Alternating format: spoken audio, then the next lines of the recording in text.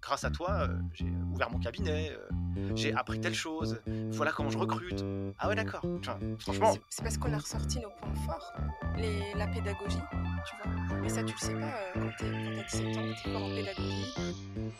Dans le secteur de l'expertise comptable, au-delà des chiffres, il existe de vrais héros, engagés pour la profession. Ici, on découvre l'ADN de notre génération comptable. Au fait, moi, c'est Judy, Office Manager et créatrice de contenu chez Lama Compta, la plateforme d'emploi 100% dédiée aux cabinets d'expertise comptable attractifs et à leurs candidats. J'évolue dans le monde de la comptabilité depuis plusieurs années et avec Génération Comptable, je te propose de partir à la rencontre des professionnels et des acteurs inspirants du secteur.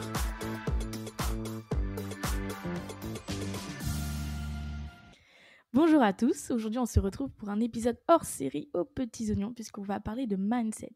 Alors forcément pour un sujet comme ça, on était obligé d'inviter des exemples dans le domaine. Vous avez forcément déjà entendu parler d'eux, ça commence par les geeks et ça finit par des chiffres. Il s'agit de Soumaya et Nicolas. Bonjour à tous les deux, comment ça va vous ? Salut Judy, moi ça va très bien. bah écoute, salut Judy, moi aussi ça va, j'ai la pêche, très en forme et très content de pouvoir discuter avec toi durant tout ce temps qui s'annonce. Et en tout cas, merci d'avoir accepté l'invitation. Pour nous, c'était évident de pouvoir vous interviewer sur ce sujet, au vu de la place que vous occupez dans ce grand monde qui est l'expertise comptable. Mais pour bien lancer ce podcast, je vous propose de vous présenter à nos auditeurs et nous parler un peu plus de votre parcours. Alors, je vais commencer par moi. De 7 à 18 ans, je suis complètement nul à l'école. Et donc, je suis le plus gros cancre de la classe où j'ai pas confiance en moi, j'ai peur, je suis timide, j'ai du mal à cultiver des recettes ou en tout cas des choses qui me.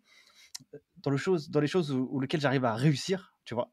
Et puis, au final, aujourd'hui, on a créé avec Soumaya une école en ligne qui s'appelle Les Geeks des Chiffres, qui a formé plus de 7000 étudiants à passer le DCG. Donc, j'étais nul à l'école, mais on a quand même créé une école. On est auteur aussi. On a écrit un livre qui s'appelle Mon DCG validé. Et puis, on est aussi là sur les réseaux sociaux avec YouTube, Instagram, TikTok, où on est les premières chaînes, en tout cas en comptabilité, dans l'écosystème francophone. Merci déjà Judy pour l'invitation, pour Génération Comptable. Le plaisir, il est partagé. Moi, je vais pas faire trop original. J'ai à peu près le même parcours que Nicolas. On s'est rencontrés en DCG et j'étais plutôt bonne élève à l'école, à part en DCG. Et de là est née ma frustration pour la comptabilité. Et j'ai rencontré Nicolas, il m'a aidé un petit peu parce qu'on s'est rencontrés en deuxième année de DCG et il m'a un petit peu aidé à comprendre les finances d'entreprise à l'époque, puis la compta pro. Et de là, on s'est plus quittés et on a créé une société après avoir eu le DCG. On formait tous les professionnels à des formations plutôt B2B, en comptabilité, en finance, en paye. Enfin, c'était plutôt lui le formateur. Moi, j'étais plutôt dans les coulisses. Et de là, de fil en aiguille, on s'est dit pourquoi pas faire... je te passe les détails où on a travaillé en cabinet, etc., où on a eu le DSCG. On s'est dit pourquoi pas faire de la formation en ligne. Quand on s'est lancé dans la formation en ligne, on s'est dit ça n'existait pas en comptabilité. Et de là, c'est créé le projet Les Geeks des Chiffres, que vous connaissez, que tu connais aujourd'hui, où on forme tous les élèves à passer et à valider le DCG.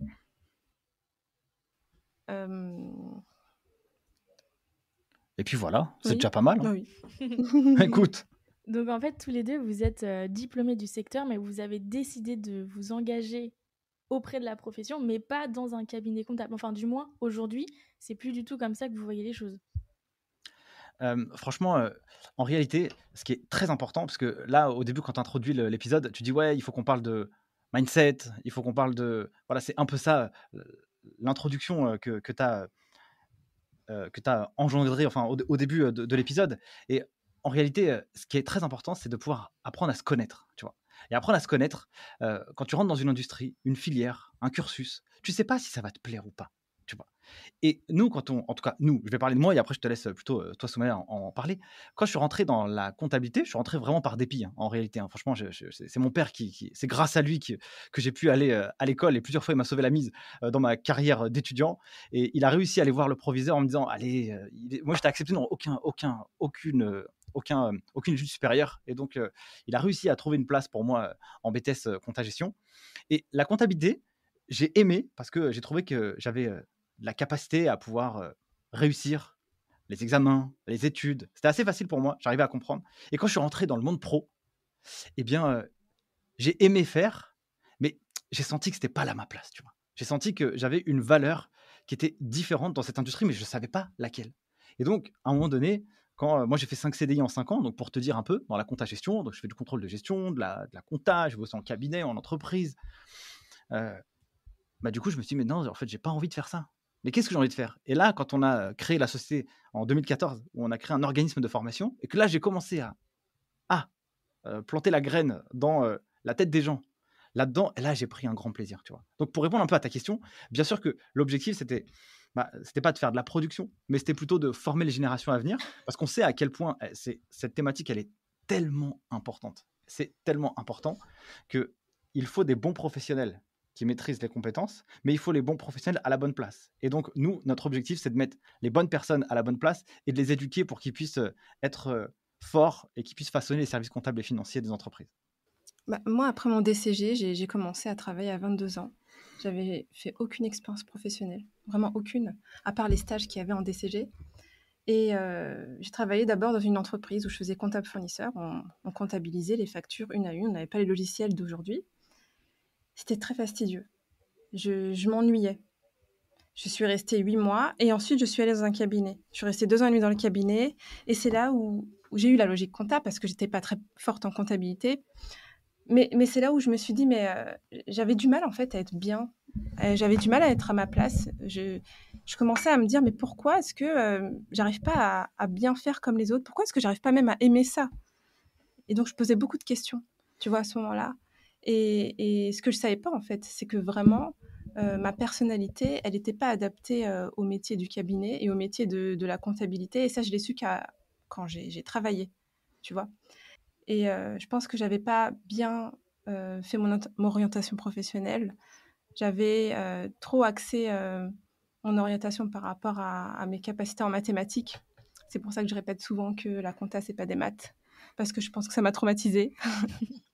Et je veux pas aussi que les étudiants se trompent d'orientation en se disant, tiens, d'ailleurs, je trouve qu'il y a beaucoup d'étudiants qui disent, oui, je suis nulle en maths, est-ce que la comptabilité, c'est fait pour moi?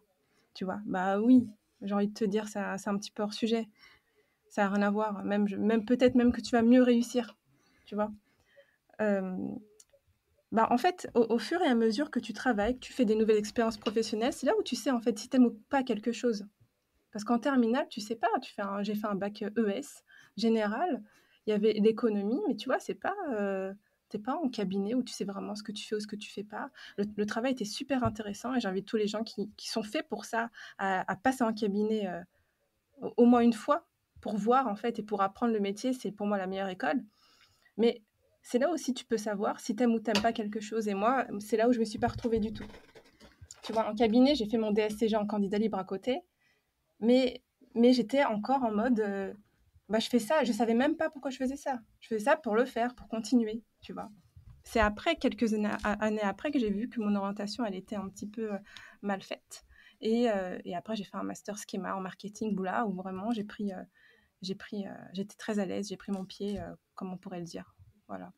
C'est vrai qu'on se rend pas bien compte, mais quand on nous demande toujours de trouver un peu notre voie assez tôt, de trouver notre formation qui va nous permettre d'avoir le métier pour toute notre vie, mais en fait, comme vous dites, on est au lycée, on sait pas, enfin, c'est difficile de se projeter comme ça sur le long terme. D'ailleurs, je suppose que vous, à ce moment-là, dans vos études, vous n'imaginez pas être rendu là où vous êtes aujourd'hui. Alors, voilà, alors là, franchement, à 10 années-lumière, en fait. Hein. Tu vois ce que je veux dire? Là, tu peux même pas imaginer, je lui dis, non, mais c'était hors sujet, en fait. C'est clair. Je me voyais pas du tout dans ce métier-là, du tout. Non, pas du tout. Franchement, on se voyait pas dans ce métier. Et puis, tu sais, nous, on a commencé. Alors, nous, ça fait 15 ans. On est en quelle année, là? 2023. Ouais. Donc, 2008-2009, on a commencé à rentrer vraiment dans le marché du travail, tu vois. Toi, plutôt 2009. Moi, 2008. Déjà, à cette époque, YouTube, ça venait d'arriver. Nous, on savait même pas que ça existait. Non, on connaissait même pas ce métier, j'ai envie de te dire. Tu vois ce que je veux dire? C'est un métier qui n'existait pas. Et donc, c'est vrai que quand on est rentré dans le monde du cabinet de l'entreprise, pour nous, tu sais, on était des bons petits soldats, tu vois ce que je veux dire? Où il fallait qu'on fasse bien les choses. Moi, je me rappelle à l'époque, purée, il fallait que je sois bien vu de la direction, il fallait que je fasse bien mon travail. J'avais peur, si je partais à 17h30, waouh, j'avais l'impression que j'avais commis une erreur, tu vois? Alors que tu vois, c'était un état d'esprit différent, mais franchement, j'aurais jamais imaginé, tu vois? Moi, j'aurais pensé, moi, mon rêve, c'était de devenir DRH ou DAF d'une boîte, quoi, tu vois? C'était ça mon truc à l'époque. J'avais envie de faire ça quand j'étais jeune. Et enfin, en tout cas, quand je suis rentré dans le monde du travail, DRH, je me rappelle, ça m'avait plu. Mais, enfin, je pense que j'aurais pas été bon là-dedans, mais en tout cas, voilà, c'est ça le rêve. Et donc, effectivement, on ne se serait pas vu là où on en est. Et d'ailleurs, on est toujours un peu surpris, en fait, tu vois, de voir un peu la tournure parfois que ça prend, parce qu'on se dit, ce qui est rigolo, c'est que nous, on était, alors toi, tu étais nul en compta, moi, j'étais nul à l'école, et puis il y a des gens qui disent, ouais, vous m'avez changé ma vie, j'ai réussi à, à valider mon diplôme. Il y a des experts comptables, comme on a lancé un podcast qui s'appelle Podcast Les Guides des Chiffres, il y a des experts comptables qui m'écrivent et qui disent, bah, grâce à toi, j'ai ouvert mon cabinet, j'ai appris telle chose, voilà comment je recrute. Ah ouais, d'accord. Tu vois, franchement, C'est parce qu'on a ressorti nos points forts, la pédagogie, tu vois. Mais ça, tu le sais pas quand tu as 17 ans, que tu es fort en pédagogie, ou voilà. alors que tout simplement tu es fort en empathie, tu vois, tu arrives à comprendre les gens. Mais ça, tu sais pas que c'est une capacité professionnelle pour plus tard, tu vois. Et c'est là, nous, on a pris nos points forts et on les a adaptés à cette filière. On aurait pu prendre n'importe quelle filière, je dis, en fait. On aurait pu prendre médecine ou architecture ou je ne sais quoi. Tu prends tes soft skills, tes points forts et tu les adaptes et tu aides les gens, tu leur apprends, tu vulgarises en fait des concepts difficiles. On aurait pu le faire avec n'importe quelle filière et moi, ça me fait plaisir de l'avoir fait avec celle-ci parce que je trouvais que celle-ci, elle était un petit peu délaissée, tu vois, un petit peu C'est peut-être vrai, aussi c'est mal vrai. aimée, malheureusement, tu vois. Toi aussi, tu as fait de la compta, c'est un master CCA que tu as fait, c'est ça? Ouais, là, je suis en deuxième année maintenant, ça y est. La première Ta année est deuxième année? validée, master CCA. Donc oui, je vois, je comprends tout à fait ce dont tu parles, parce que effectivement, c'est pas une filière qui est très sexy, c'est pas ce qui attire le plus. Il y a une pédagogie qui peut être aussi un peu particulière, un peu archaïque, parce que bah, c'est un métier, c'est des professions à ordre. Donc voilà, enfin, ça bouge pas. Ça bouge pas du jour au lendemain, tout est réfléchi, tout est calculé tout le temps, donc effectivement, Ouais, c'est euh, strict, c'est très juridique ouais. aussi, tu vois. Il y a Mm. beaucoup. Alors, par exemple, je dis n'importe quoi, le droit fiscal. Le droit fiscal en France, je répète en France, celui-là, il est hardcore, tu vois. C'est Ouais. qui va aimer ça? C'est qui. Enfin, Mais tu dis, un jour, tu dis à quelqu'un, je vais faire contrôleur des impôts, il va te regarder bizarre. C'est quoi ce travail que tu veux faire, là? non, mais après, Tu vois? il y a des gens pour lesquels c'est super adapté. Mais ce que Ouais. je trouve intéressant aussi, tu vois, par exemple, c'est toi, Judy, toi, tu fais un master CCA en deuxième année, et regarde là, le job que tu es en train de faire là, tout de suite, là, tu vois. Mais c'est Je trouve, incroyable. c'est trop bien, tu vois ce que je veux Ouais, dire. ouais, ouais, Euh, c'est clair. Nous, à l'époque, on n'avait pas ça. Là, toi, aujourd'hui, tu es dans des masters, tu es dans des études comptables et financières, et puis là, tu es en train d'enregistrer un podcast, donc je trouve ça incroyable, je trouve ça trop bien. Ah bah moi, franchement, je pensais qu'à ça, hein. J'en ai même rêvé cette nuit. J'étais là, genre, mais le podcast et tout. Non, non, Ah, mais trop oui, c'est cool. clair. C'est vrai que bah, aujourd'hui, après, c'est la structure dans laquelle j'évolue qui me permet de faire ça. C'est aussi pour ça que c'est hyper important de choisir ou de décider de ce qu'on veut faire dans notre métier. Et vous, du coup, c'est ce que vous avez décidé de faire. Et j'avais une question parce que vous avez parlé de votre pédagogie et de vos soft skills. Quel rapport vous mettez entre les compétences, on va dire techniques, le savoir, et vos soft skills? C'est quoi la balance pour vous? C'est quoi le ratio? Qu'est-ce qui prime plus sur l'autre ou... Les deux, franchement, j'aurais peut-être plutôt tendance à dire soft skills. Parce que quelqu'un qui est bien techniquement, mais qui est pas empathique, qui n'écoute pas les gens, qui ne sait pas reconnaître, je parle d'un manager par exemple, lambda, celui-là, il va pas aller loin. Son cabinet, il va se fermer dans pas longtemps s'il est expert comptable, tu vois. Par contre, quelqu'un qui est dans un bon mindset, empathique, qui va vers les gens, qui est un bon communicant, qui va bien former, tu vois, et va être pédagogique quand il va former ses collaborateurs, et ben, même s'il aura des calculs techniques, il pourra toujours ouvrir un livre et apprendre, tu vois. C'est beaucoup plus difficile d'être empathique que d'être fort en comptabilité. Moi, c'est ce que je pense, parce que la compta, ça s'apprend dans les livres, l'empathie, non. Tu vois, Ouais. l'empathie, c'est avec le temps, avec les gens, avec même ta personnalité. Il y a des personnes, malheureusement, elles naissent comme ça. Il y a un peu d'inné aussi, tu vois. Et en fait, il faut vraiment travailler ça. Tu vois, il y a des gens, par contre, c'est naturel. Tu sais, là, je t'apporte un peu mon éclaircissement avec ma vision pour répondre à ta question. Avant de trouver un job à l'époque, eh ben, je n'avais aucune compétence. Tu sais, avant de trouver un stage, bah, tu n'as pas de stage. Et donc, tu as 0 expérience. Avant de trouver ton premier emploi, eh ben, tu as une expérience éclatée. Et donc, avant de devenir, je sais pas moi, responsable financier, tu es un comptable ou tu es un contrôleur de gestion. Et je trouve que les soft skills, c'est extrêmement puissant parce que, comme elle le dit Soumaya, elle dit je mettrais plutôt ça en priorité, mais moi aussi, à mort. Parce que la résilience, la capacité de s'adapter, la détermination, la motivation, ce qui te drive tous les jours, ça, c'est difficile à aller apprendre dans un livre, comme tu le dis, à contrario par rapport à une thématique technique. Mais par contre, si tu as le bon état d'esprit, en gros, tu peux tout faire, quoi. Tu vois, en fait, tu peux tout faire. Et en gros, dès que tu peux casser le plafond de verre, eh ben, tu peux aller dans des industries, dans des choses qui sont complètement hors sujet. Je te donne un exemple concret. Un jour, il y avait un truc dans le travail, franchement, ça m'avait vraiment pris la tête, tu vois. Et c'est assez rare, mais franchement, ça m'arrive. Et là, j'avais envie de rien faire. Tu vois, j'étais là, j'avais envie de rien faire. Et on est lundi matin, tu vois, comme ce moment où on est en train d'enregistrer, sauf que j'ai un podcast à enregistrer à 9h. Mais j'ai pas de jus, j'ai rien du tout.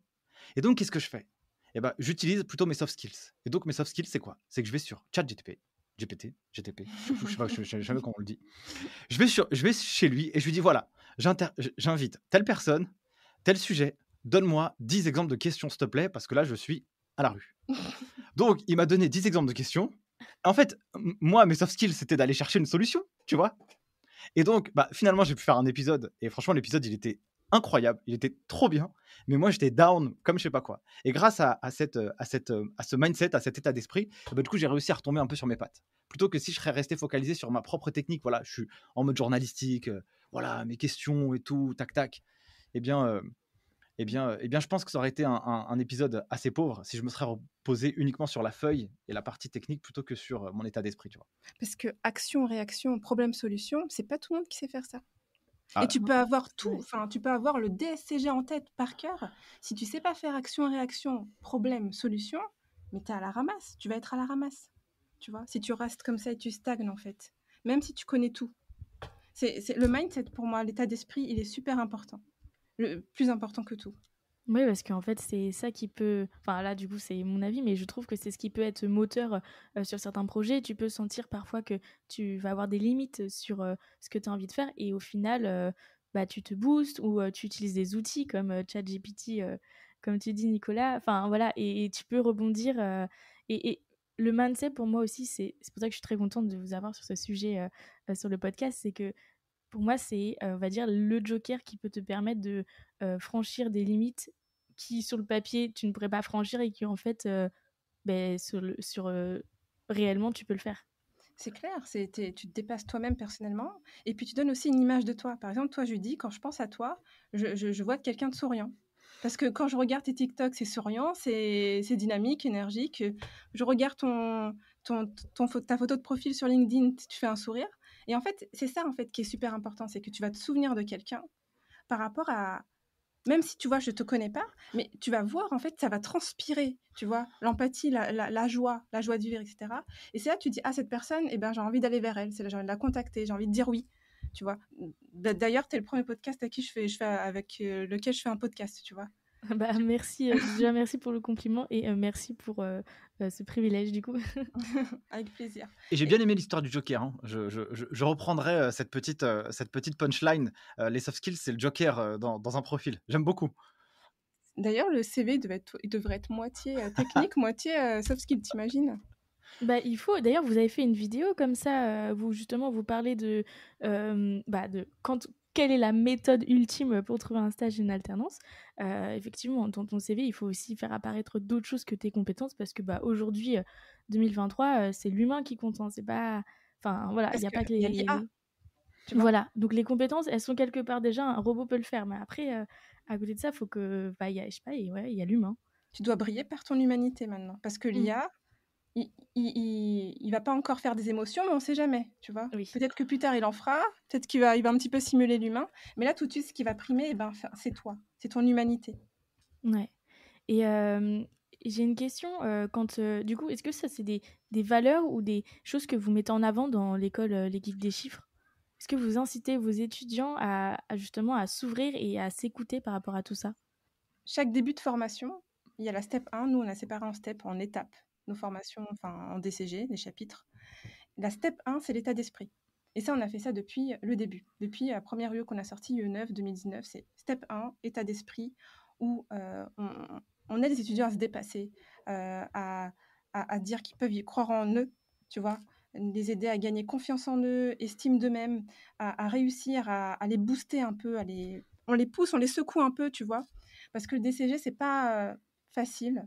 C'est un marathon, donc c'est quelque chose qui se gagne par la durée et par l'effort et l'endurance. Et si tu n'as pas un petit coup de boost comme ça, un peu sportif, au début, eh ben, tu peux tomber et pas réussir. Tu vois, tu peux t'endormir aussi. Donc, en fait, pour nous, l'état d'esprit, il est primordial depuis le début. Le développement personnel, c'est quelque chose qui est en nous depuis le départ. Même dans nos vidéos YouTube, tu vois. Nous, si tu te bouges, toi, si tu sors en fait de ta zone de confort, si tu boostes ton développement personnel, tu vas réussir ton diplôme. Tu vois, il n'y a pas de sujet.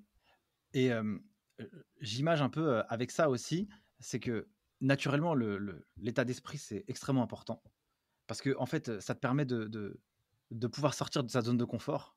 Et le bonheur, il est derrière la zone de confort, il n'est pas à l'intérieur. Et en fait, tout ce que tu peux avoir de plus dans ta vie, eh bien, c'est au-delà de la zone de confort.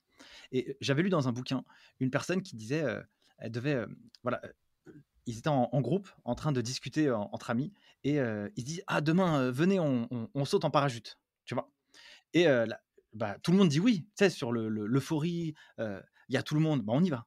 Sauf qu'il y a une personne, elle se retrouve le lendemain dans l'avion où elle doit sauter, tu vois. Et là c'est la pression la plus totale parce qu'elle a plus envie. Mais du coup, elle était dans sa zone de confort, dans son salon avec ses copains. Mais quand elle arrive dans l'avion, là c'est chaud, et donc elle commence à être stressée, à paniquer. Et je crois que quelqu'un lui dit le bonheur, il est derrière la peur. Et donc, elle a sauté.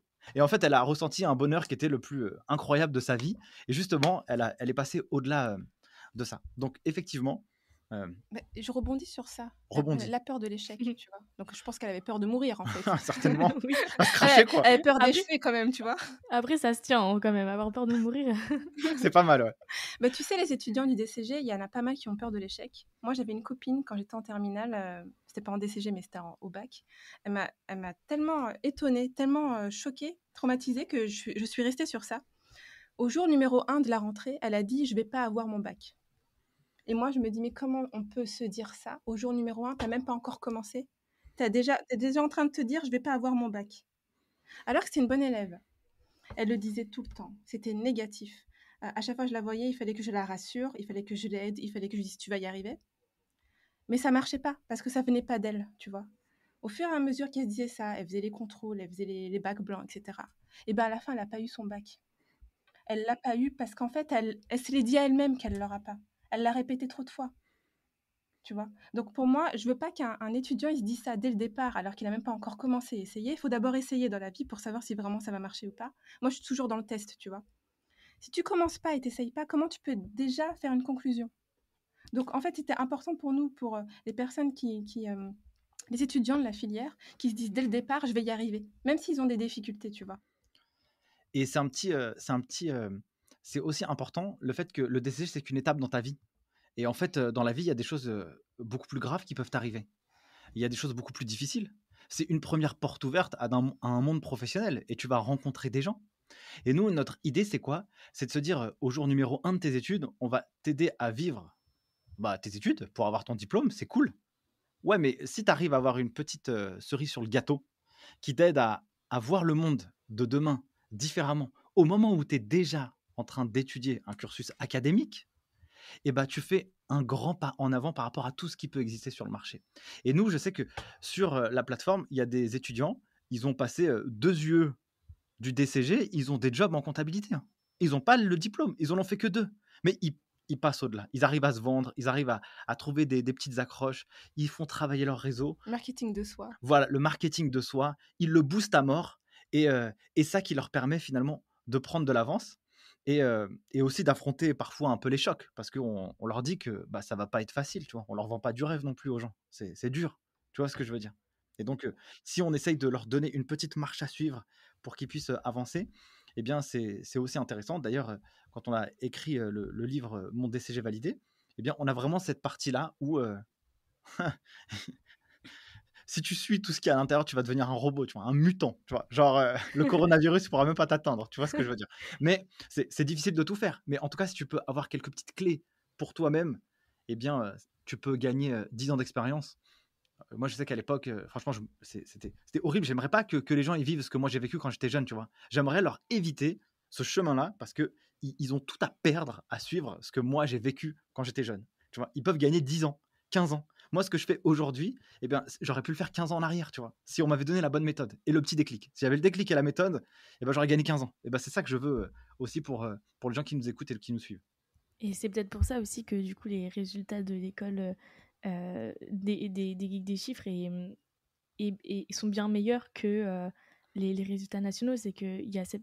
Enfin, je pense, parce que du coup, moi, j'ai vu vos vidéos sur YouTube quand je passais mon BTS, et c'est vrai que ça m'a fait beaucoup de bien, mais j'ai pas été, on va dire, j'ai pas suivi l'école en interne avec vos professeurs, mais je pense que du coup, c'est tout ça, toute cette pédagogie-là et tout cet état d'esprit que vous mettez dans la tête des étudiants qui leur permettent justement de voir au-delà et de se projeter et de se dire ok, le DCG, je le veux parce qu'il y a ça derrière et que je peux pas avoir ça derrière si je j'ai pas ça. Et du coup, c'est sûr que au lieu de voir devant nous, on voit plus loin et en fait, l'obstacle, on a plus d'élan, quoi. On se projette plus facilement et on réussit mieux de cette manière-là. Ouais, t'as bien imagé. Et donc ça, vous en parlez dans le livre qui va bientôt sortir. Bon, quand le podcast sortira, le livre sera déjà disponible. Il sera disponible partout d'ailleurs. Dans toutes les librairies de France. Ok. Et en ligne aussi. Ouais. Et donc ça, c'est des conseils qui sont valables pour le DCG, mais je pense que pour tout ce qui touche à l'état d'esprit, ça se cantonne pas vraiment aux études de comptabilité, c'est assez large, non? Notre éditrice, elle a dit, elle a fait master en philo, elle a dit mais ça c'est un petit peu pour tous les étudiants. Ah Tu vois, oui. j'aurais aimé aussi lire ça quand j'étais à la fac. Après c'est l'humanité, l'humain, les soft skills, ça c'est pour tout le monde. Mais en DCG, il fallait qu'on fasse un livre sur le DCG, donc on l'a adapté au DCG, mais vraiment ça pourrait s'adapter à n'importe quel étudiant, c'est vrai. N'importe lequel. Ouais. N'importe quelle personne même. Hein. Ouais, c'est ça. En fait, ça pourrait vraiment s'adapter à n'importe quelle personne. Nous, on l'a vraiment ciblé sur le DCG parce que on a quand même une grosse partie du bouquin, on va dire 40%, où c'est 100% pour valider tes matières, quoi. Tu vois, parce que quand même, l'objectif final du cursus, c'est de valider un diplôme. Tu vois, c'est bien beau de rigoler à tout ce qui se passe autour, tu vois, mais à la base, si je passe le diplôme, c'est pour l'obtenir. Donc nous, on pouvait pas ne pas donner la clé pour valider le diplôme.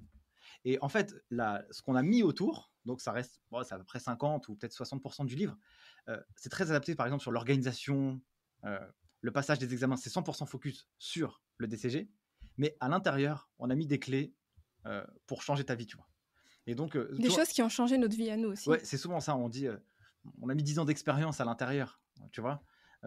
Tout ce qui a pu nous aider sur le monde du travail, sur la posture qu'on doit adopter, sur le bien-être personnel que l'on se doit à soi-même aussi, sur la connaissance de soi-même, la connaissance de soi, l'estime de soi, et aussi surtout ne pas se gourer au niveau de ses fréquentations, tu vois. Parce que si tu restes avec des gens qui s'en foutent de l'école, malheureusement, toi ils vont déteindre sur toi.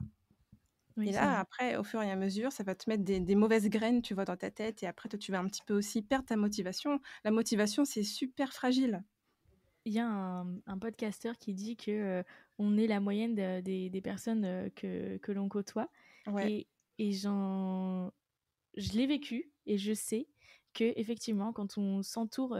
en tout cas, moi, j'ai une période de ma vie où je me suis entourée de beaucoup d'entrepreneurs. Et je sais qu'à ce moment-là, tous les soirs, je rentrais chez moi, j'avais un nouveau projet en tête. Je voulais faire un nouveau truc et tout. T'avais envie d'entreprendre. C'est ça, exactement. Et la période où j'étais en révision et que du coup, je fréquentais que des personnes qui révisaient et qui étaient paniquées par rapport aux examens, aux échéances, et j'étais paniquée. Et alors que... c'est les neurones miroirs. Ouais, le cerveau, il est comme ça, en fait. Tu déteins sur l'autre. Si tu restes avec quelqu'un de négatif pendant un mois, je lui dis, tu vas devenir négatif, malheureusement, dans un mois. Oui, c'est clair. Mais sans le vouloir. Hein. Oui, c'est ça. C'est un transfert d'énergie. Je sais pas comment ça se passe, mais oui, effectivement, ça fait miroir. À un moment donné, on s'équilibre. Donc, tu déteins ou les autres déteignent sur toi. C'est pour ça que c'est important, le réseau, quand même. C'est clair. Et donc, il y a l'école Les Geeks des chiffres. Ensuite, il y a le livre qui sort là. Mais il y a aussi le podcast. À quel moment vous vous êtes dit, je vais sortir un podcast? Je vais faire une école en ligne. Et ensuite, je vais sortir un podcast. Comment c'est arrivé tout ça? Vas-y, tu veux dire ou pas? Bah, dis-moi. Moi, je travaille comme ça. Moi, je me lève le matin, je vais au bureau. Quel est mon 80-20 du jour? Voilà. Je fais pas des trucs inutiles, en fait. Je tape 100 fois sur le même clou et pas une fois sur 100 clous différents. Je préfère faire un projet bien que 100 projets aléatoires, tu vois. Et c'est comme ça, en fait, qu'on travaille chez les Geeks des chiffres. Ça, c'était une première étape. Et c'est vrai que sur la partie podcast, je pense que moi, j'écoute beaucoup de podcasts. En tout cas, j'en écoutais beaucoup. Maintenant, j'en écoute un peu moins parce que j'ai tellement trop d'informations dans mon cerveau que j'essaie de limiter. Mais à l'époque, j'en écoutais vraiment beaucoup. Et le podcast, c'est un canal d'acquisition de connaissances qui m'a beaucoup aidé parce qu'il m'a éveillé une certaine conscience à certains moments où j'en avais besoin. Et donc, j'ai trouvé que c'était un outil vraiment très utile. Et puis, comme j'en ai écouté beaucoup, bah, j'ai toujours besoin d'être stimulé. J'ai pas le choix, c'est comme ça. Et donc, j'ai toujours besoin de faire autre chose de différent pour un peu agrémenter mon quotidien. Et je me dis, bah écoute, on va lancer un podcast. Et puis, l'objectif, c'est qu'on va essayer d'inspirer les générations futures à comprendre ce qui existe dans le marché, tu vois, pour qu'ils puissent avoir des rôles modèles. Parce que moi, j'estimais que le problème de l'attractivité, bon, il y a plusieurs sujets sur l'attractivité, mais je me suis dit que si on ne sait pas c'est quoi notre destination, eh ben, ça va être compliqué de pouvoir rentrer à l'intérieur. Qu'est-ce que je peux avoir? Est-ce que je peux avoir une belle voiture? Est-ce que je peux avoir un super bon train de vie? C'est quoi être expert comptable? C'est avoir 2 salariés dans son entreprise ou alors c'est en avoir 100? Je voulais vraiment avoir un espèce de permettre à des gens de se visualiser dans le monde professionnel. Donc je me suis dit, je vais faire quoi? On va faire 10 épisodes, 10, on essaie d'aller chercher des bons invités, et puis à la fin de ces 10 épisodes, eh ben, on voit ce qui se passe. Est-ce qu'on kiffe ou est-ce qu'on kiffe pas? On a fait 10 épisodes, on a kiffé, et ben, du coup après on a déroulé. Et en fait, Tu prends du plaisir à faire ah ouais, ça, non, c'est une dinguerie en fait, tu vois. D'ailleurs, je trouve que tu es super, Judy, là, dans l'animation, c'est super cool. Ok, merci. Et j'ai vraiment bien aimé parce que j'ai trouvé que c'était d'un point de vue intellectuel hyper stimulant et hyper enrichissant. Et je pense que dans chaque masterclass qu'on délivre, parce que c'est un peu comme ça qu'on l'appelle, c'est en mode, on veut que ça. Il y a 3 personnes qui doivent en bénéficier en fait. C'est-à-dire que l'invité, lui, mon objectif et mon obsession, c'est de le mettre vraiment en valeur, tu vois, pour que lui, il puisse exprimer au plus grand nombre son expertise pour qu'il puisse vraiment avoir une valeur pédagogique pour les autres. Ça, c'est important. Et puis je me dis, bah, comme il a distribué une valeur pédagogique, lui, il aura un intérêt parce qu'il va développer sa marque personnelle, les gens vont le reconnaître sur certains sujets. Et franchement, les invités qui passent dans le podcast, à chaque fois, ils reviennent vers moi, ils me disent, c'est incroyable. Genre, j'ai des gens en recrutement, ils me parlent, ils me disent qu'ils m'ont écouté sur le podcast, ils m'ont découvert comme ça, et donc ça les a donné envie aussi de rejoindre un cabinet pour ne citer que ça. Je me dis que aussi la personne quand elle va écouter, bah, c'est trop stylé pour elle, tu vois, parce que elle apprend quelque chose et puis c'est gratuit, tu vois, elle va faire un footing, elle fait les courses, le ménage et puis elle peut apprendre comme ça. Et puis bah moi, j'apprends en fait, en réalité, je trouve ça trop bien parce que je suis aussi dans notre mission. Notre mission, c'est de pouvoir aider les gens, tu vois, c'est pouvoir les aider à se dépasser, à te comprendre. J'aime bien dire ce mot, de avoir un profil inarrêtable, tu vois. J'aime bien utiliser cette expression et je me dis que bah moi je suis dans ma mission. Et donc là je suis dans ma pyramide de Maslow, là je suis tout en haut, je suis trop bien, je suis hyper content et donc je me dis bah écoute, quand je me lève, c'est de la balle quoi, tu vois. Ouais, je vois. Et effectivement, c'est ça que je trouve génial justement avec les podcasts, mais le fait de partager une expérience, la rendre disponible à ceux qui souhaitent l'entendre, c'est génial parce que du coup, ça peut éveiller des consciences, ça peut être inspirant, ça peut permettre, ça peut te rebooster aussi. Tu peux dire, ok, là c'est dur, mais en fait, je suis pas seule. Et il y en a, c'était dur aussi pour eux, et en fait, ils ont fait ça, ils rebondissent, et etc., etc. Donc, du recul. c'est ça, exactement. Mais attention, hein, c'était aussi, c'est pas non plus une partie de plaisir, tu vois, dans le sens où là c'est cool, tu vois. Nous on a sorti peut-être je sais pas, peut-être 80 épisodes. C'est du travail, tu vois, c'est du temps long. Tout n'est pas facile au cours de l'histoire, tu vois. D'ailleurs, sur les 6 premiers mois, enfin, c'est le néant. Il se passe rien du tout, tu vois. C'est pas il se passe rien. C'est à un moment donné, on fait 6 mois et on fait comparativement à TikTok ou YouTube, mais 10 ou 20 fois moins donc là, tu es choqué, tu vois, tu te dis, tu comprends pas. Mais dans ta tête, tu sais que ce média, c'est un média un peu laborieux, c'est du temps long, ça prend du temps. Et donc, tu lâches pas l'affaire quand même. Mais au départ, je me suis quand même posé la question. Mais j'avais quand même quelques petits indicateurs. Posez quelle question? la poser de la question de me dire s'il faut continuer ou pas, tu vois. Parce que tu dis, purée, ça demande beaucoup d'énergie, beaucoup de travail, et est-ce que ça a de la valeur ou pas? Et je pense qu'au moment où nous, on a lancé le podcast, je pense que c'était pas suffisamment ou pas assez démocratisé dans l'industrie encore. Là, je vois qu'il y en a plein, il y a plein de podcasts qui se sont lancés. D'ailleurs, on les cite tous dans le podcast, dans le livre Mon DCG validé, pour avoir un peu de contenu supplémentaire pour un peu développer sa culture comptable et financière. Il y en a plein, et donc c'est beaucoup plus démocratisé aujourd'hui, tu vois. Donc, mais au début, quand on avait lancé, ça l'était un petit peu moins, en tout cas dans la partie comptabilité-gestion.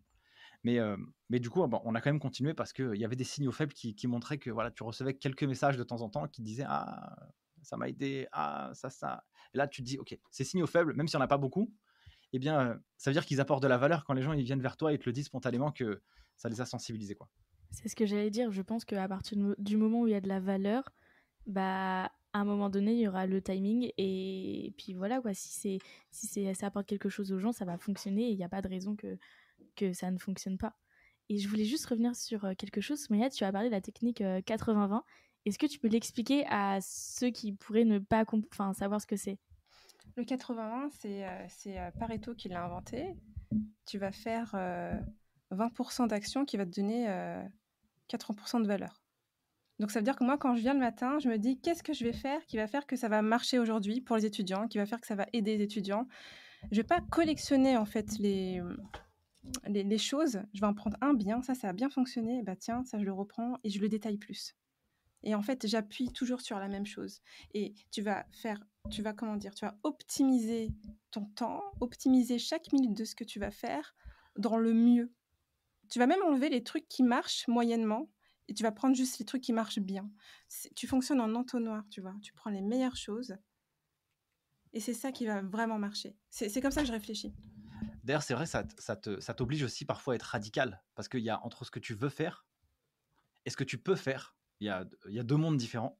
Et entre ce que tu veux et ce que tu peux, il y a beaucoup de frustration entre ces deux mondes-là, tu vois.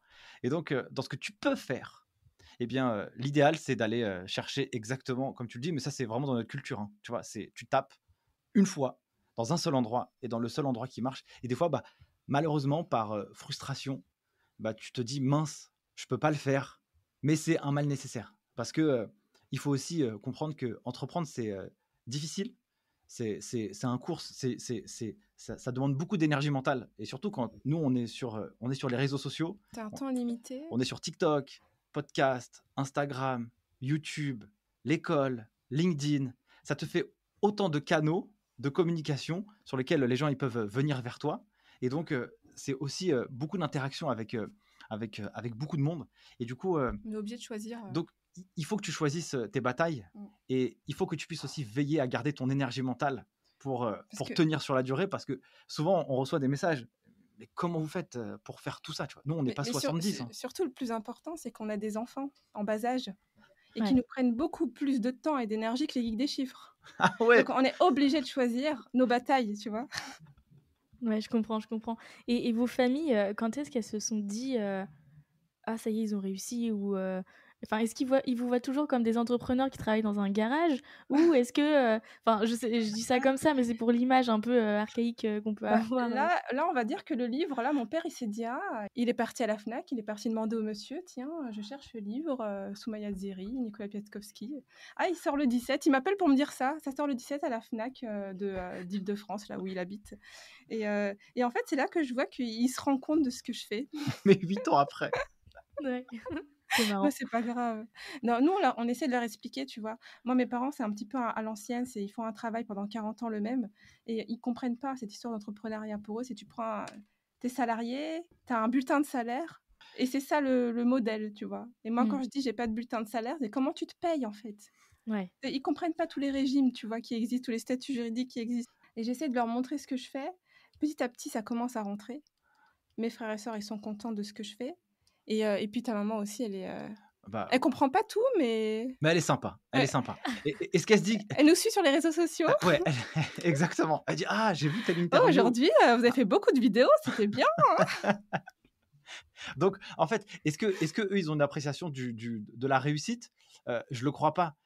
par contre, eux, ils ont une appréciation de se dire, ils sont inquiets, tu vois, comme des parents, ils peuvent être inquiets pour leurs enfants. Ils ont vraiment cet esprit bienveillant où, quel que soit l'âge qu'on a ou peu importe ce qu'on fait, ils sont toujours en train de s'inquiéter si on dort Si on dort, bien, ouais. si nos enfants ils vont bien, tu vois, et si on peut prendre des vacances, tu vois. Ouais, je vois bien le truc. Et peut-être que vous, avec vos enfants, justement, vous aurez aussi ces craintes-là plus tard parce que de nouveaux métiers ou de nouvelles façons de travailler existeront et vous serez là en mode non mais ça ressemble pas à ce qu'on connaît ou alors ou peut-être à l'inverse vous vous direz bah vas-y fonce de toute façon on verra bien Ah, hein. ah bah, si ma fille, elle me dit demain elle est entrepreneur, moi je l'encourage, hein. Ah bah oui, je Je comprends, je comprends. C'est, à fond quoi, tu vois? Tu vis des choses donc du coup tu ouvres un petit peu ton champ des possibles. D'ailleurs, j'avais un peu le même état d'esprit quand je me suis lancée sur le marché du travail, je connaissais pas cette histoire vraiment d'entrepreneuriat. Ça m'attirait de faire une entreprise quand j'étais en terminale, mais je savais pas quoi, j'ai pensé ça comme ça, tu vois? Mais ça faisait presque plus peur qu'autre chose. Mhm. Ce monde de start-up, c'était un peu obscur. Tu vois, quand on était en terminale, enfin, c'était en 2006, moi j'étais en terminale en 2006, il y avait pas cette histoire de tu vas créer une start-up, machin, je sais pas quoi. Non, pas du tout. Donc c'est vrai qu'après, ça t'ouvre les champs des possibles et aujourd'hui, maintenant, les métiers ont changé, les gens, ils restent plus 40 ans dans la même entreprise. Ça n'existe plus, en fait. Et on doit évoluer avec ça, mais on le fait. Bah, Ouais. vous le faites très bien. Et, Merci. et d'ailleurs, c'est vrai que là, c'est un petit message à tous les parents. Bon, après, nous, on a des enfants, ils sont pas très grands, hein, ils sont pas très vieux non plus, hein. Mais donc, il y a certainement des choses sur lesquelles je vais parler et que je ne connais peut-être pas non plus, tu vois. Genre, dans 20 ans, comment nous, on va pouvoir se comporter avec nos enfants. Je pense que c'est important d'accepter l'erreur et l'échec, tu vois. Ça fait partie de la vie. Et s'ils se plantent, et bah, tant pis en fait. Ou alors tant mieux, ça dépend comment on regarde le verre. Est-ce qu'il est à moitié vide ou à moitié plein, tu vois. Et puis, bah, s'ils se sont cassés la figure, bah, au moins ils auront appris quelque chose. Le principal, c'est qu'ils puissent en tirer un enseignement. Donc on verra comment on se comporte avec eux. Et surtout, le principal, c'est qu'ils font un truc qu'ils aiment Ah ouais, c'est clair. Tu et vois. ça va avec leur personnalité. Exactement. Ouais, et puis il y a que l'expérience qui peut permettre enfin, corriger le tir sur notre direction. C'est en Carrément. se cognant un peu sur les murs de chaque côté et après Ouais. on file. Tu Et fais des expériences, tu apprends aussi à te connaître, super important. Qu'on a mm, essayé de faire ça sur le livre, tu vois, t'écris ton propre manuel d'utilisation, parce que personne ne sait vraiment comment est-ce qu'il fonctionne, tu vois. On pense se connaître, mais on se connaît pas vraiment. ouais. Et du coup, ce livre, il servira aussi pour les étudiants qui veulent passer le DSCG sur la Bah, partie. sur les autres parties, oui, mais sur la partie, les matières, on s'est vraiment focalisé sur chaque Ok. matière du DCG, les 13 matières du DCG. Cette partie-là, ça pourrait être ressemblant au niveau du droit, pour le syllogisme par exemple. Mhm. Mais après, je pense que les matières du DSCG, elles ont aussi une méthodologie différente à l'examen qu'il n'y a pas au DCG. Donc, on ne peut pas dire que ça va aussi pour le DSCG. Nous, on s'est focalisé sur notre 80-20 du DCG. Par contre, pour tout ce qui est mindset, bien entendu que oui, même au boulanger du coin, tu vois. Ouais, ouais, ouais. Te dire, mais pas pour le DSCG, pas pour les matières. D'accord, d'accord. Et donc, vous êtes un binôme, enfin, vous avez commencé tous les deux.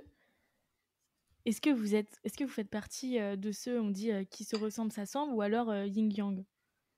Euh... Je, je me je- pose cette question. je- je- Je pourrais même pas répondre. je- Je pense qu'on a des points communs, mais on se ressemble pas au niveau du tempérament. ouais, en fait, si je pourrais imaginer un peu le truc, c'est qu'on a la même vision, mais on n'a pas du tout on va pas du tout prendre le même chemin pour l'atteindre, quoi. Tu vois, c'est vraiment hors sujet. Et je pense que c'est plus le yin et le yang, du coup, à mon avis. Ouais, mais on a un point commun, toi et moi, c'est l'empathie. On adore aider les gens, même peut-être trop, on s'est fait beaucoup avoir dans notre vie. Et on essaie de s'ajuster, en fait, ensemble sur ça. Mais on a quand même des troncs communs, mais sinon, on n'est pas du tout pareil sur pas mal de choses. Toi, tu es très créative, tu vois. Par exemple, Souma, elle est super créative. C'est vraiment, euh, je sais pas, des idées qui arrivent comme ça de nulle part et qui changent le projet, tu vois. Et moi, je suis en mode, j'adore l'exécution, quoi. Tu vois, genre, purée, je vais être à fond dans les process, dans l'optimisation, pour essayer de faire le moins de choses possible qui apportent le plus de valeur. Et moi, Et, j'ai du mal avec ça, hein. et voilà, Le planning, tout ça, voilà, toi, la planification, les trucs comme ça va te saouler. Tu vas dire, vas-y, laisse-moi tranquille. Et moi, par contre, je serais plus là-dedans, tu vois. Donc en fait, vous êtes quand même vachement complémentaires. Ouais, Ouais, carrément. je pense que Franchement, ouais. oui. Franchement, Ouais. ouais. Je pense que pour une bonne association dans une entreprise ou même entre collègues, il faut qu'il y ait un petit peu de tout. D'ailleurs, c'est pour ça qu'on dit souvent que les startups qui inspirent le plus confiance, ce sont celles où il y a quelqu'un qui va gérer, on va dire, la finance, quelqu'un qui va gérer la partie technique, quelqu'un qui va gérer la communication, le marketing. Il faut un peu de tout, quoi, pour avoir de la crédibilité, en tout cas, pour l'expérience que je connais. C'est bien, comme ça, tu as un éventail de forces. Et vraiment, ça marche. Ça match, en fait, tu vois. Et l'entreprise, elle brille après. Et donc, vous avez donc cette culture, il y a une culture qui est très présente chez Geek des Chiffres. Et comment ça se passe, les professeurs qui donnent des cours, ils sont indépendants? C'est ça? Ouais. Oui. Oui, alors, nous, on est 3 chez les Geeks des Chiffres. Oui, j'ai vu que vous aviez recruté une... attendez, vous me dites si je me trompe, une Customer Manager? C'est ça, Mallory. Salut. Qu'on salue de loin. On reçoit tellement de messages de tous nos réseaux sociaux et puis aussi de mails par rapport à notre plateforme que c'est complètement impossible de ne pas mettre une personne en temps plein dessus. Et nous, on veut quand même répondre à nos étudiants le plus rapidement possible à toutes leurs questions. Attends, excuse-moi. La question, c'était au niveau des profs. Donc, nous, on est 3. Et les mentors qui bossent avec nous, ils ont soit leur académie, soit leur business, soit, si je prends Didier, il est avocat. Lui, voilà, c'est ça son job, avocat en droit fiscal. Raphaël, il a créé une académie pour aider les étudiants en droit, plutôt la licence, en droit la première année, je crois. Et lui, il était plutôt spécialisé sur le droit social. Et donc, on est vraiment parti les chercher, les dénicher. Des personnes qui s'axent à notre culture. Par exemple, tu vois, qui ont une expertise vraiment de leur matière. Dans le yin et le yang, par exemple, Soumaïa les a tous trouvés. Et moi, je les ai tous, entre guillemets, gérés, quoi. Tu vois, ouais, voilà. Okay. Donc, c'était vraiment ça, la fusion des deux, quoi. Ouais, je les ai tous trouvés. Il y en a avec qui on n'a pas continué. Il y en a avec qui ils sont restés chez les Geeks des Chiffres. Mais pour nous, c'est, comme tu disais avec la culture, on voit la culture. Si ça ne matche pas, ça ne pourra pas matcher avec nos étudiants, avec la culture des Geeks des Chiffres. Donc, on fait très attention à ça quand on cherche nos mentors.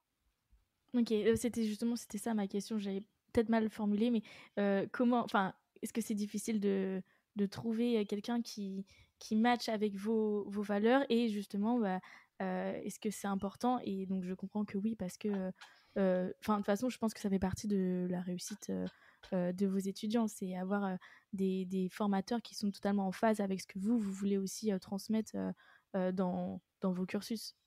C'est exactement ça, en fait. Nous, j'avoue, on a une culture, elle est assez marquée. On l'a vraiment marketée, on l'a écrit, on l'a détaillé. Et dès qu'une personne ne rentre pas dans l'un des points de la culture, dans un seul, il y a toujours un problème. Parce que ça ne peut pas fonctionner. Et souvent, on me dit, parce qu'on va faire le comparatif, tu vois, entre moi, j'étais mentor sur certaines matières du DCG. On me dit toujours, ouais, je suis dynamique, je suis positif, tu vois, je parle beaucoup, je fais beaucoup de gestes, etc. Mais j'arrive à apporter de la valeur.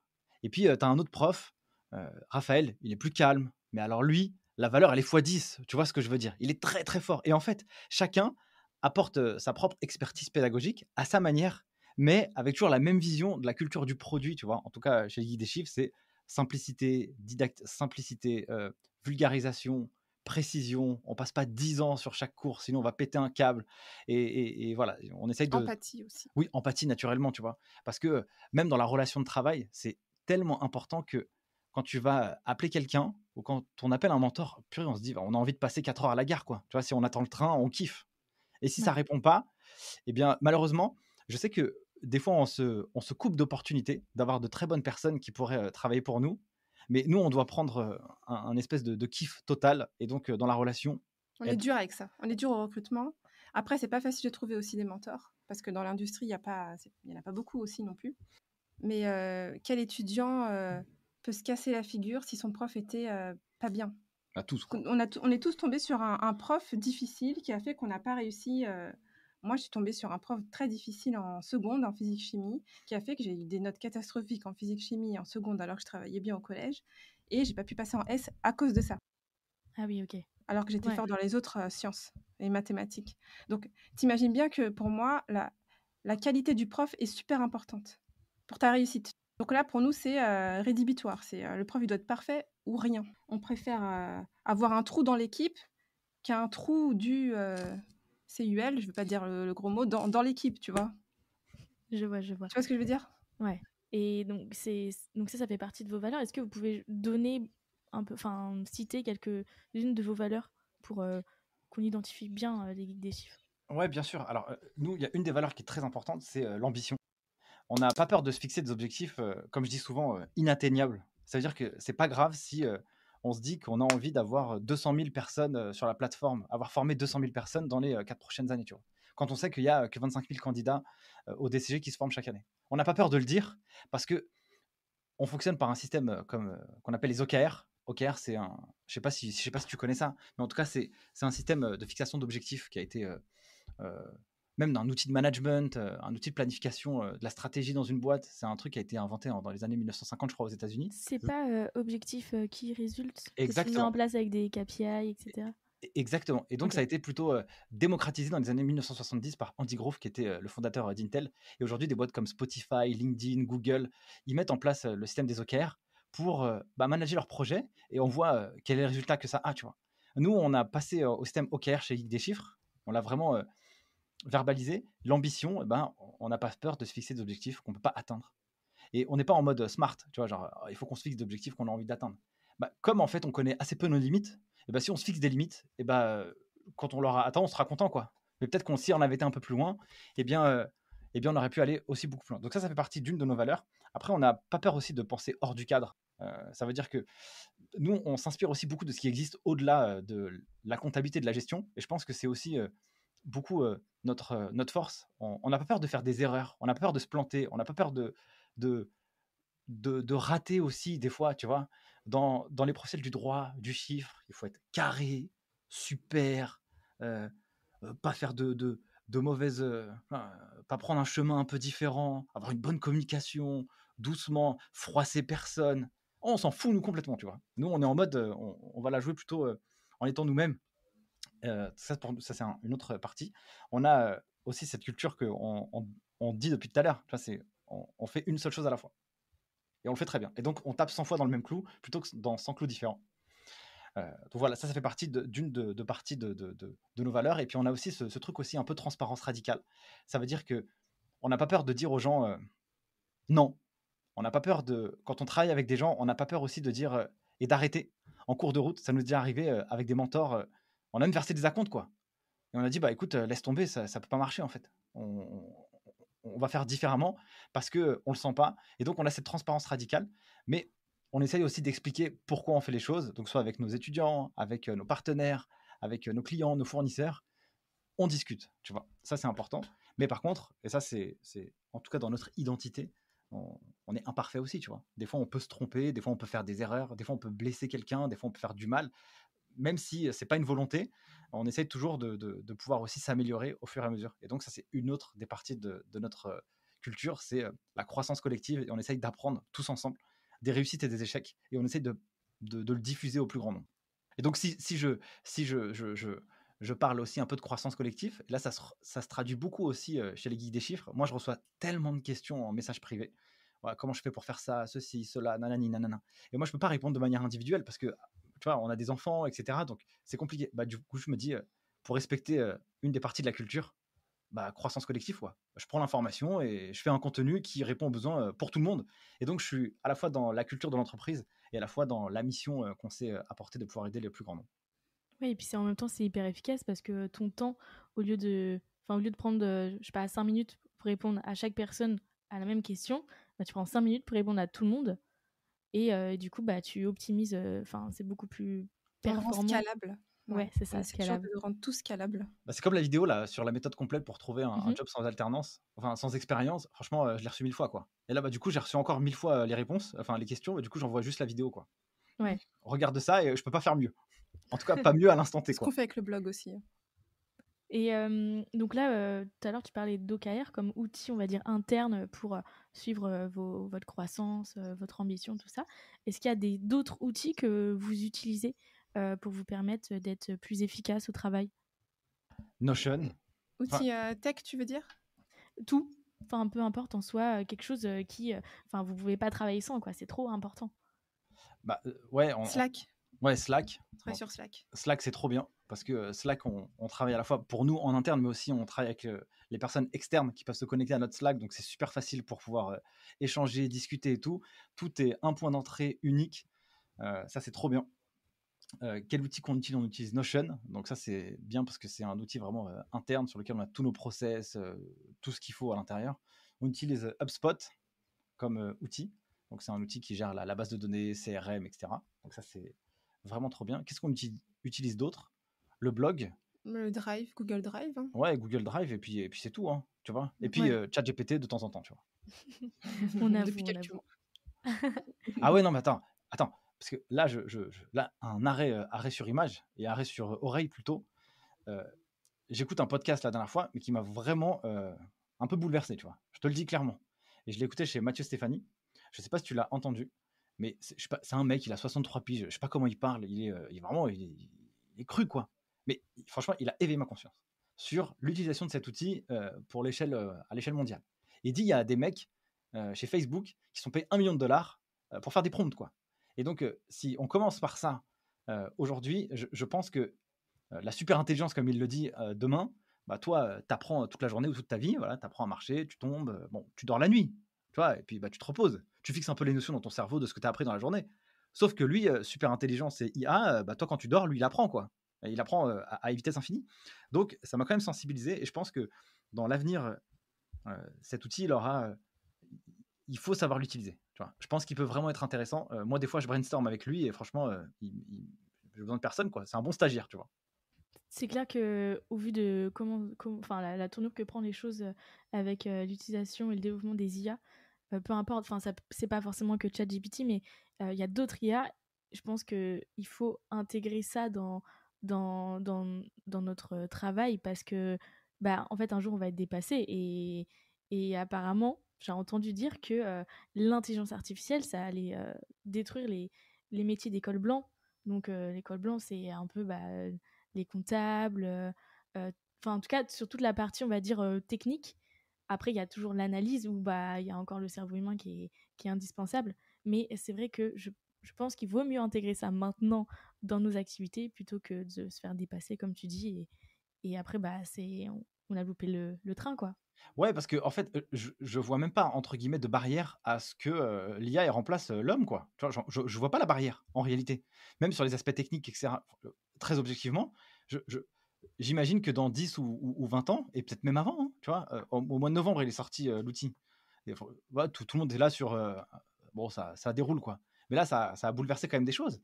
Et je pense que c'est intéressant de mettre cet outil à disposition de tous justement ces professionnels du col blanc pour qu'ils puissent aller même beaucoup plus loin. Parce qu'on est un peu dans une zone de confort, tu vois, aujourd'hui. La zone de confort, voilà, c'est là. Le marché de l'emploi, par exemple, chez les comptables, bah, il est dans la main des collabs, quoi. Donc, ils font un peu ce qu'ils veulent, ils peuvent aller à gauche, à droite, etc. Mais je pense que la roue, elle peut tourner comme dans tout cycle économique. Il y a des vagues, hein.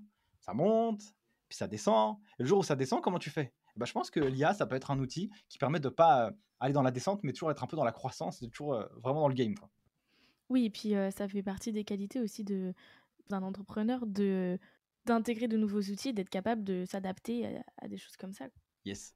Et donc vous, est-ce que c'est des notions que vous abordez, que vous instaurez, instruisez à vos étudiants parce que le métier de comptable, il évolue là, il est en Sur train le de livre mon DCG validé, oui. Dans nos cours, je pense qu'on va peut-être un petit peu... Oui, dans nos cours, c'est prévu qu'on puisse pouvoir apporter cette brique parce qu'elle est juste obligatoire, quoi. Tu vois, parce que ça peut être utile à l'étudiant quand même, hein, au quotidien.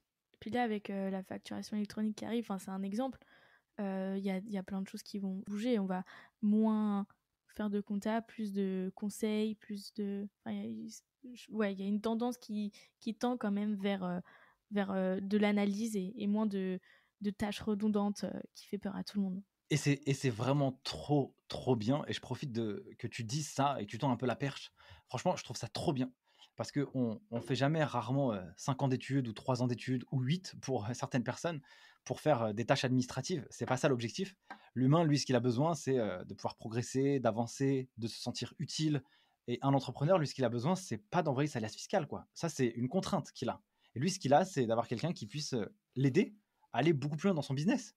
Et donc, bon, tu as des gens qui vont t'aider à développer la partie commerciale, tu as des gens qui vont t'aider à développer la partie marketing, mais tu as des gens qui peuvent t'aider à optimiser ton patrimoine, ta structure sociale, fiscale, comment tu vas faire hériter tes enfants, bref, tout le tralala. Et ça, l'expert comptable, il a un rôle, franchement, il a un rôle à jouer majeur.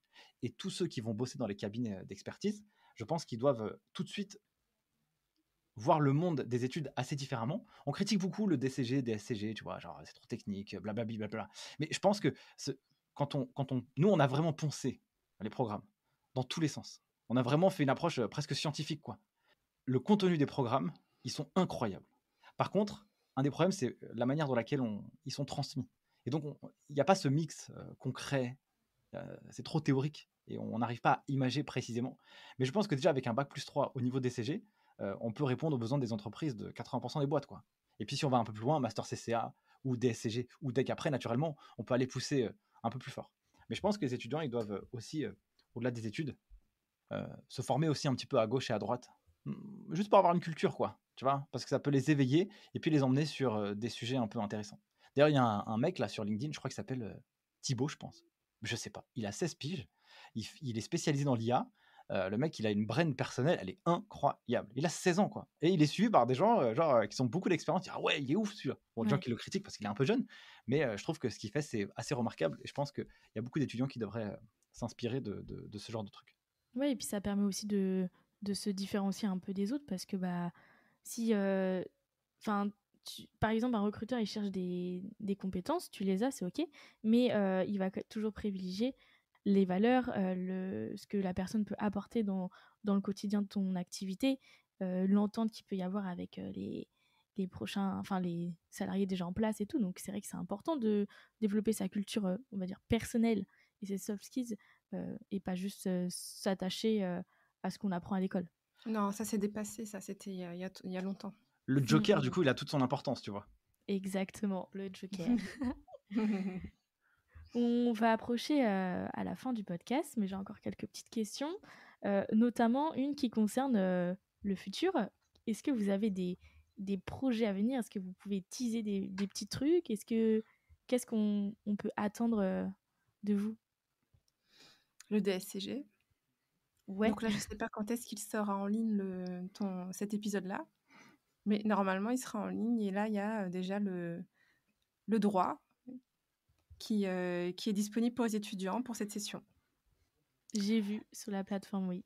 Il y a aussi le programme. En fait, l'idée, c'est déjà de sortir le DSCG. Déjà, ça c'est hyper important parce qu'on ne peut pas être une école en ligne dans l'expertise comptable sans avoir sorti le DSCG. Là, le DSCG, c'est une première histoire. Le DSCG, ce sera une autre. Et puis après, nous, notre volonté, c'est d'être utile à la filière de l'expertise comptable. Et donc, on aura plein de sujets qui viendront plus tard. Je ne vais pas trop le teaser, mais en tout cas, on a vraiment envie d'aider cette industrie à tirer le meilleur de ce qu'elle peut tirer, parce qu'il y a beaucoup de pépites, il y a beaucoup de problèmes, et nous, notre objectif, c'est de résoudre les problèmes pour que collaborateurs, experts comptables puissent s'entendre parfaitement et vivre des expériences entrepreneuriales pour l'expert comptable ou alors salariales pour ceux qui bossent, qui puissent être mémorables. On veut que chacun devienne inarrêtable, comme on aime le dire. Mais ça me fait très plaisir d'entendre ça parce que nous, chez la Maconta, donner de la valeur et de l'attractivité à la profession, c'est quelque chose qui nous tient à cœur. C'est vraiment notre mission. Le matin, on se lève, on vient pour ça. Donc ça fait plaisir de voir des acteurs comme vous qui fonctionnent et marchent dans le même sens que nous. Partage ça, ouais. D'ailleurs, pour la petite anecdote, à chaque fois que quelqu'un me dit comment je peux faire pour recruter, je t'envoie toujours chez la Maconta. Hein. Ah, merci. Bah ouais, c'est notre mission. On essaie de tout faire pour que les cabinets ils arrivent à se dévoiler et avoir plus de visibilité possible. On fait pas, la Maconta, c'est pas juste du recrutement, c'est vraiment la marque employeur, la communication sur leur cabinet. En fait, ce qu'on veut, c'est que les gens, quand ils arrivent sur la Maconta, ils voient à travers les fenêtres des cabinets qui disent ah ouais, là-bas c'est génial, je veux y aller et tout. Donc oui, en tout cas, merci de penser à nous comme ça. Avec plaisir. Avec grand plaisir. Vous serez présent au congrès? Yes. Ouais. On va venir avec nos... On va venir faire un petit tour. On va venir faire un petit tour. Parce que l'année dernière, on avait été, franchement, c'était hyper cool. C'est vraiment très, très cool. Mais très, très cool. Et d'ailleurs, on vous avait vu aussi. Toi, non, mais en tout cas, on l'avait vu. Et bah, pareil, Jason. cette année, je serai là. Ah, trop cool. Donc, au plaisir de se croiser. Génial. Petite question pour la fin. Si vous étiez un compte comptable, lequel seriez-vous ? Vous avez le droit de répondre tous les deux ensemble ou séparément, c'est comme vous voulez. 512. C'est Ok. parce que je pense que c'est tellement simple à comprendre. Pour moi, les trucs qui vont droit au but, simple, efficace, ça me va. Bah, je ferai la partie double. Moi, je ferai le 411 du coup. Ok. Comme ça, on fait l'écriture comptable où le client Ouais. il paye dans la banque, quoi. Et t'as pris le client, t'as pas pris le fournisseur. Hein. Non, le client. Ça, c'est l'esprit entrepreneur. ça. Donc en fait, on a fait une écriture comptable à la fin. Exactement. Voilà. Oui, je vois ça, ouais. Et bah, merci beaucoup. Merci pour votre générosité. Merci de nous avoir partagé tout votre point de vue sur votre mindset. Je vous souhaite de continuer et j'ai hâte de voir les UE de DSCG parce que moi, je compte passer mes UE de DSCG là, après le master. Il est fort probable que j'ai besoin de vous. Donc, C'est pour cette session? Tu passes cette session-là? du coup, non, ça sera celle de 2024. Donc, il y a un petit peu de délai.